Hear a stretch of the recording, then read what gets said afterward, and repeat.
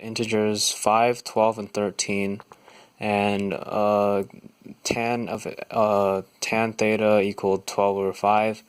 So then this would give me my angle to be 67.38 by taking the inverse tangent of this ratio. D and E, I picked 5 and 6. So since the center is D0, this gave me my center to be 5, 0, and the vertice is 5 plus 6, or 5 D plus E, so giving me the vertice to be 11, 0. Since the vertice is being added or modified to the x-coordinate of the center, this means that the ellipse is aligned with the x-axis, so then that would mean the a squared value would go under the x value, and since the vertice is 6 away from the center, this would give us the 6 squared or a squared value of 36.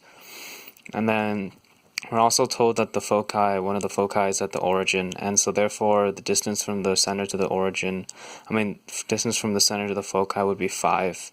And since we already know a squared and 5, from 5 we get c, and we can find c squared, then we can find b squared, and then we find b equals root 11, or b squared would equal 11, which we put right here under the y squared. And this gives us the equation of the ellipse. However, next we are to rotate it, so then what we first do is we expand the equation by multiplying both sides by the least common multiple, in this case 396, and this can be easily done by just crossing out the 11, the 11, the 36, and the 36, giving us this equation right here. What we then do is expand this term right here into this, and then group the x and y terms. And then next we add in the equations we found from the matrix in class, which are x equals m cosine theta minus n sine theta, and y equals m sine theta plus n cosine theta. And what we do is we take each of these equations and we replace them with x and y, like so, with theta being the angle determined in the first step up here.